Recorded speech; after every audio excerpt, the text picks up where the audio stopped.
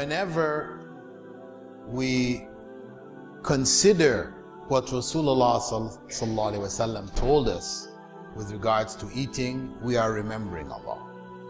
So among the basic principles or pillars of eating, the etiquette of eating in Islam, is that we eat a third, drink a third, and leave a third for breathing.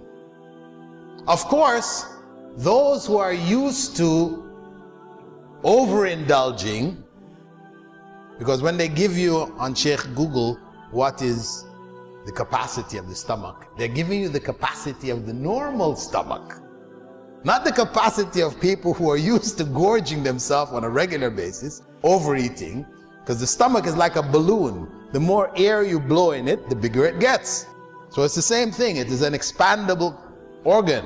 So if you're used to really packing it in every time, every meal, you're just piling it in, then your stomach gets bigger, bigger, and bigger. So your capacity now maybe double or triple what the normal person's capacity is.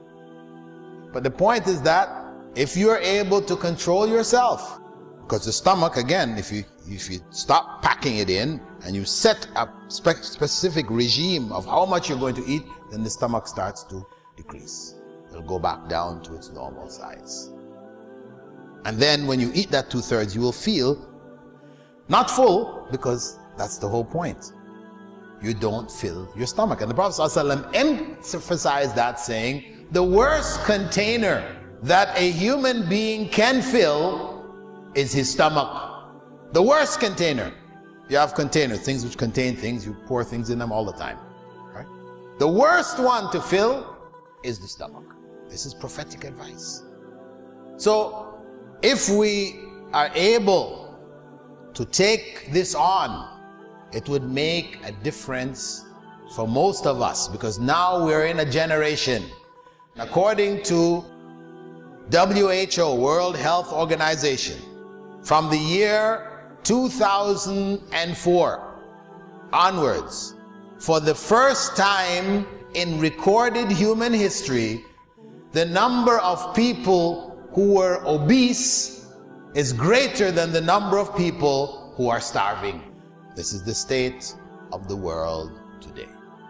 And Prophet Muhammad ﷺ in Sahih al-Bukhari, when talking about the future, the signs of the last day, the coming of the last day, he said, وَيَظْهَرْ فِيهِ مُسِّمًا, and there would appear among them, amongst the Muslims, obesity.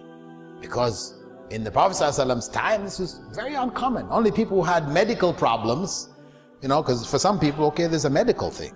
I'm not talking about the average person. We're talking about special people. They have some problems where they eat a little bit, they get fat.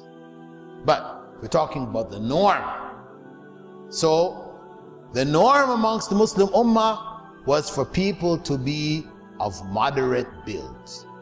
They lived, lives which was active, etc.